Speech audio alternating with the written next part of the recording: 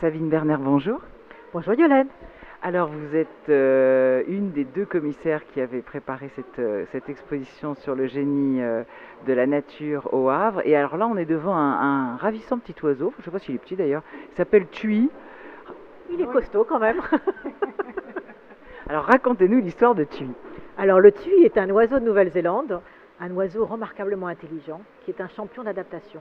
C'est une des espèces qui vit le mieux en Nouvelle-Zélande et qui a tout à fait supporté notre arrivée sur son continent, ce qui est déjà un exploit en tant que tel, puisque la Nouvelle-Zélande était un pays à part, enfin un continent à part, un monde à part, un univers à part qu'on a découvert il y a environ 700 ans et dont on a changé totalement l'équilibre en arrivant, puisque là-bas il n'y avait pas de mammifères prédateurs. Le tui, lui, s'en est très très bien sorti et aujourd'hui on le trouve un petit peu partout dans le pays.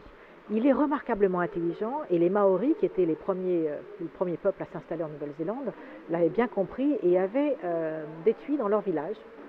Le chef avait un tui à qui il apprenait à parler, un peu comme nos merles ou les perroquets. Il leur apprenait de longues phrases, de longs mots.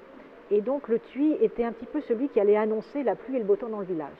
Donc le tui parlait, faisait une phrase entière, et de là on pouvait savoir si les choses allaient bien se passer. Le tui accueillait les visiteurs allaient voir s'ils allaient bien ou non être reçus.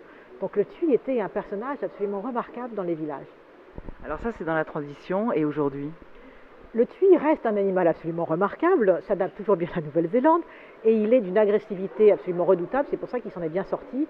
Aujourd'hui on le laisse tranquille, donc on ne lui apprend plus à parler, il vit en totale liberté et celui-ci, alors ils se nourrissent des flax, des plantes locales. Ça c'est une de mes rares photos réussies de tui parce qu'ils sont toujours très très speed et c'est difficile.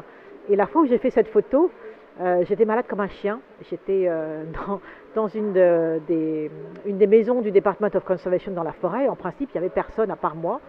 Malade comme un chien, je me lève pour aller faire un thé et le tui pensait qu'il n'y avait personne dans la maison.